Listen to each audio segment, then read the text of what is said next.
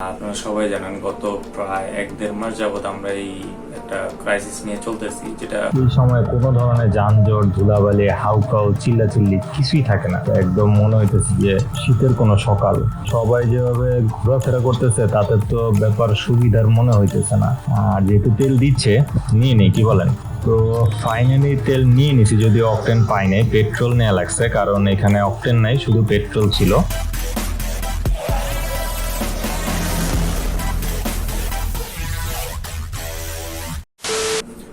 আসসালামু আলাইকুম everyone and welcome to Nasim tube. আশা করি সবাই ভালো আছেন। এখন রাত, আর আগামীকাল সকালে আমি গ্রামের বাড়ির দিকে যাব দুপুরে। তো কথা সেটা না, কথা হচ্ছে যে একটা প্যারা আছে, আর সেটা হলো তেলের প্যারা। কারণ আপনারা সবাই জানেন গত প্রায় 1-1.5 মাস যাবত আমরা এই একটা ক্রাইসিস নিয়ে চলতেছি, যেটা অবশ্যই আমাদের নিজেদের তৈরি করা একটা ক্রাইসিস, সেটা হচ্ছে তেলের ক্রাইসিস। তো আজকে তেল নেই, আর আজকে ডিসিশন হয়েছে যে বাড়িতে যাব। তো এখন সকালবেলা আগে তেল নেওয়া লাগবে, তারপর বাড়ির দিকে রওনা হব। তো দেখা যাক কি হয়। তাহলে দেখা হচ্ছে সকালে। ভিউয়ার্স, এখন সকালবেলা বের হইলাম বাড়িতে যাওয়ার উদ্দেশ্যে। তবে তার আগে তেল নিতে হবে, যেটা আগেই বলছিলাম। যদিও দেরি করে ফেলছি, কারণ এখন 6:30 বেজে গেছে। আরো আগে বের হইতে পারলে আরো ভালো হইতো। তো যাই হোক, যেটা হয়েছে তো হয়েছে, এটা নিয়ে কথা বলে আর লাভ নাই। এখন ভালো ভালো পাম্পে গিয়ে তেল পাইলেই হইলো। পূর্বাচলে ট্রাস্টের এই পাম্পটাতে আগে কখনো আমার যাওয়া হয় নাই। এই পাম্পটা সম্পর্কে আমার কোনো আইডিয়াই নাই। তো এখানকার তেল কেমন বা এনাদের সার্ভিস কেমন সেটা বুঝতে পারবো আজকে গেলে। সকালের এই সময়টাতে বাইক চালানোটা এক ধরনের মজার মতো লাগে, কারণ এই সময় কোনো ধরনের যানজট, ধুলাবালি, হাউকাউ, চিল্লাচিল্লি কিছুই থাকে না। আর আজকে তো আরো নাই, কারণ ঈদের ছুটি চলতেছে। সামনের দিকে দেখেন, হালকা হালকা কুয়াশা দেখা যাইতেছে। ক্যামেরার চোখে আপনারা কতটুকু বুঝতেছেন জানি না, কিন্তু খালি চোখে দেখতে খুবই ভালো লাগতেছে, যেটা বলে বুঝাইতে পারবো না। আর সূর্যটা দেখেন, ডিম পোচ করার পর কুসুমটা যেমন দেখা যায়, ঠিক তেমন দেখা যাইতেছে কুয়াশার কারণে। আচ্ছা, মনে হয় জলসিঁড়ি যাওয়ার রাস্তাটা এইখানেই, ডান দিকে। দাঁড়ান, একটু দাঁড়ায় আমি ম্যাপটা দেখে নিই।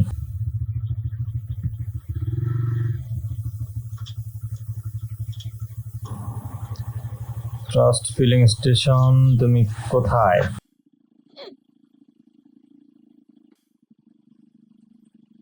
এই রোড দিয়ে গেলে তো যাওয়া যায়। গুগল আবার উল্টা রোড দেখায় কেন? যাই হোক, গুগল যেদিকেই দেখাক না কেন, আমি এই দিক দিয়েই যাব। ওয়াও, এই দিকে আসার পর তো এখন মনে হইতেছে যে ডিসেম্বর বা জানুয়ারি মাস চলতেছে। কুয়াশার ফিলটা এখানে আরো ভালোভাবে বোঝা যাইতেছে। একদম মনে হইতেছে যে শীতের কোনো সকাল। অবশেষে চলে আসছি জলসিঁড়ি ট্রাস্ট পাম্পের কাছে। আর গাড়ির সিরিয়াল দেখে আন্দাজ করা যাইতেছে কতটা প্রেসার থাকে এখানে তেল নেওয়ার জন্য। তো দেখি, সামনে অল্প কিছু বাইক দেখা যাইতেছে। সিরিয়াল মনে হয় খুব বেশি নাই, তেল নিতেও খুব একটা সময় লাগবে না হয়তো। কিন্তু সবাই যেভাবে ঘোরাফেরা করতেছে তাতে তো ব্যাপার সুবিধার মনে হইতেছে না। ফুয়েল কি দিচ্ছে না ভাইয়া? আমিও মাত্রই আসছি। হ্যাঁ, খোলে নাই মনে হয় এখনো। 3টার দিকে।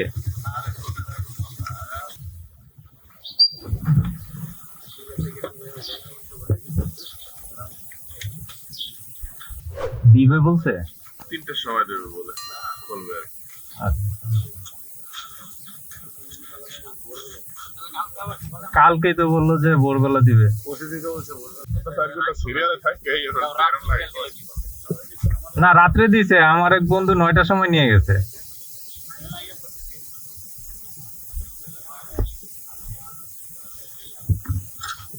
যাই হোক, এখানে আপডেট হইলো। এখানে কখন তেল দেওয়া শুরু করবে তার কোনো নিশ্চয়তা নাই। কেউ বলতেছে দুপুর 3টা থেকে দিবে বা 12টা থেকে দিবে, এরকম কথা বলতেছে। আর আমি খবর পেয়ে আসছিলাম যে 6টা থেকেই দিবে, কিন্তু এখন তো পুরো অনিশ্চয়তার মধ্যে পড়ে গেলাম। এখন কি করব বুঝতেছি না। যদি বাড়িতে যাওয়ার জন্য বের না হইতাম তাহলে এত প্যারা নিতাম না, বাসায় গিয়ে শুয়ে থাকতাম। কিন্তু এখন তো বাড়িতে যাওয়া লাগবে, আর এই জন্য তেলটা নেওয়া ম্যান্ডেটরি। তো আসেন সামনের দিকে আগাইতে থাকি আর ভাবতে থাকি কি করা যায়। ঘড়িতে সময় যখন 7:27 তখন অলরেডি ডিসিশন নিয়ে ফেলছি যে আমি গ্রামের বাড়ির দিকেই যাব। আর যাওয়ার পথে যে পাম্পগুলো পড়বে সবগুলো দেখতে দেখতে যাব, যেখানে তেল পাবো সেখান থেকে তেল নিয়ে নিব। আল্লাহর নাম নিয়ে রওনা হয়ে গেলাম, দেখি আল্লাহ কপালে কি রাখছে। নিজের উপরে একটু রাগ লাগতেছে যদিও, কারণ কালকেই কয়েকজন আমাকে বলছিল যে তেল নিয়ে রাখার জন্য, কিন্তু আমি নেই নাই। অবশ্য আমার বাইকে ওই পরিমাণ তেল আছে যেটা দিয়ে আমি বাড়ি পর্যন্ত গিয়ে পৌঁছাইতে পারবো, কিন্তু ফেরত আসতে গেলে আমার তেল লাগবেই। তো এখন যেখানে সিরিয়াল কম পাবো সেখান থেকেই নিয়ে নিব। প্রধানমন্ত্রীর কার্যালয়ের পাশের পাম্পের সিরিয়ালের অবস্থা হচ্ছে এখান থেকে তেল নিতে গেলে বাড়িতে গিয়ে পৌঁছাইতে দুপুর হয়ে যাবে। সো এইখানে দাঁড়াবো না। পরিবারের এই পাম্প থেকে কখনো তেল নেই নাই, দেখি আজকের কি অবস্থা। না, এইখানেও বিশাল সিরিয়াল আছে, এইখানেও দাঁড়াবো না। সামনে দেখি কি অবস্থা। এইখানে একটা পাম্প আছে, দেখি পাই কিনা। এখানে তো কোনো সিরিয়ালই দেখতেছি না, বন্ধ নাকি? এটা বন্ধ। 3টা পাম্প গুলো তেল নিতে পারলাম না। সামনে ঢাকার ভিতরে আর কোনো পাম্প নাই আমার রাস্তায়। এখন শেষ ভরসা সিটির বাইরের পাম্প। 2টা পাম্পের ব্যাপারে আমি জানি, ওইগুলা অকটেন রাখে। এখন ওই 2টাই ভরসা। পুলিশ মামা কি আমাকে সিগন্যাল দিল নাকি রিক্সাটাকে? না, ট্রাফিক মামার আচরণে মনে হইতেছে আমাকেই দিছে। দাঁড়াই দেখি কি বলে। আমার তো সবকিছু আপডেটই আছে।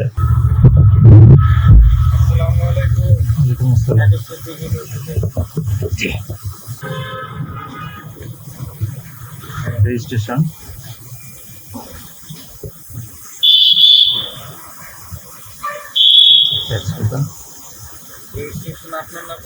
জি জি আমার নাম।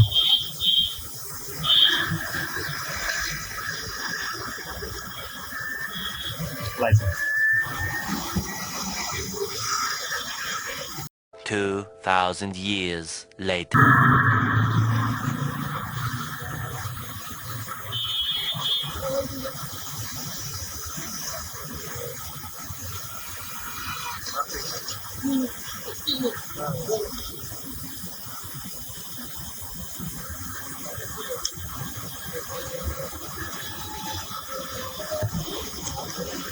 Thank you.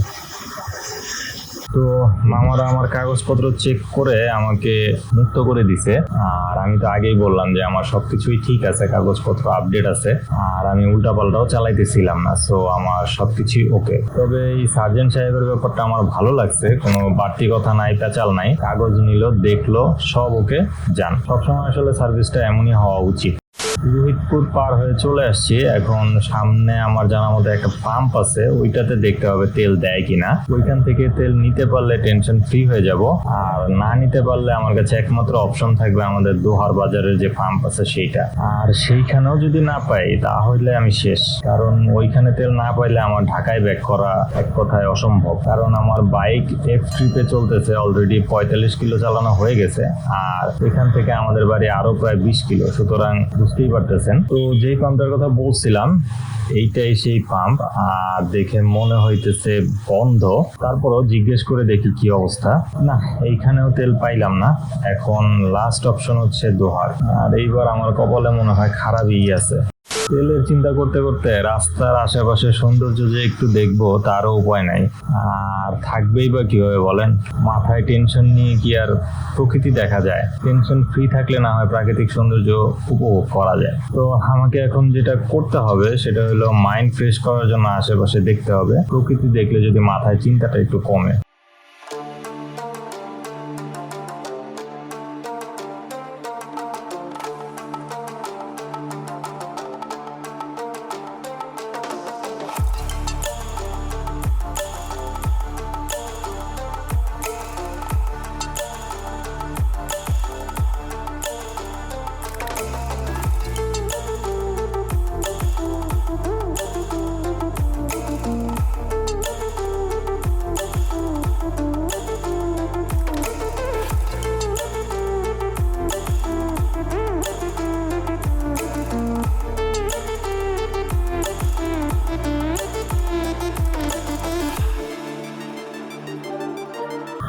এই সামনে এটা কি পাম্প দেখা যাইতেছে? হ্যাঁ, তাই তো। এই পাম্প সম্পর্কে তো আমার একদমই ধারণা ছিল না, জানা ছিল না যে এখানে পাম্প আছে। আর যেহেতু তেল দিচ্ছে, নিয়ে নেই, কি বলেন? ওই পাশেটা কিসের লাইন ভাই? ও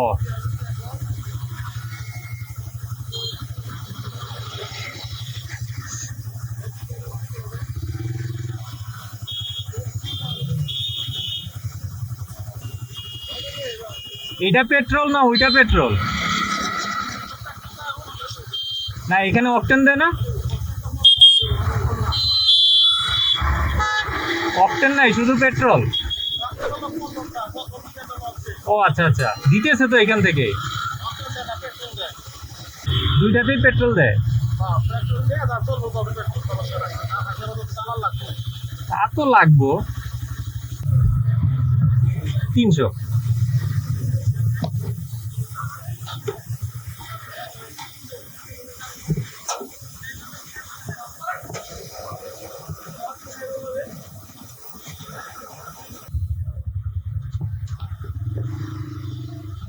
তো ফাইনালি তেল নিয়ে নিছি, যদিও অকটেন পাই নাই, পেট্রোল নেওয়া লাগছে কারণ এখানে অকটেন নাই, শুধু পেট্রোল ছিল। সবাই পেট্রোলই নিতেছে, আমিও নিয়ে নিছি। আর যাদের কাছে মনে হইতেছে যে পেট্রোল কেন নিলাম, বাইকের কোনো প্রবলেম হবে কিনা, তাদের জন্য বলি পেট্রোল আর অকটেন প্রায় একই জিনিস, শুধু গ্রেডের কিছু পার্থক্য আছে, এছাড়া আর কিছুই না। তো যাই হোক, তেলের টেনশন শেষ, এখন তাড়াতাড়ি বাড়ি যাওয়া লাগবে কারণ অলরেডি অনেক লেট হয়ে গেছে। এখন একটু তাড়াতাড়ি যাওয়ার চেষ্টা করতে হবে কারণ এখানে আসছি মূলত কিছু কাজ আছে, সেটা শেষ করে আমি আজকেই আবার ঢাকায় ব্যাক করব। তাই এখন আর ভিডিও করব না, আপনাদের সাথে কথা বলতে পারবো না কারণ আমার একটু তাড়াতাড়ি যাওয়া লাগবে এখন। আর এই জন্য এই ভিডিওটা এখানে শেষ করে দেই। আশা করতেছি ভিডিওটা আপনাদের ভালো লাগছে। ভিডিও ভালো লাগলে লাইক কমেন্ট শেয়ার করতে ভুল করবেন না। আর চ্যানেলে নতুন হলে অবশ্যই চ্যানেলটা সাবস্ক্রাইব করে হয়ে যাবেন আমাদের ফ্যামিলি মেম্বার। দেখা হচ্ছে পরবর্তীতে নতুন কোনো ভিডিওতে। সে পর্যন্ত সবাই ভালো থাকেন, সুস্থ থাকেন। আল্লাহ হাফেজ।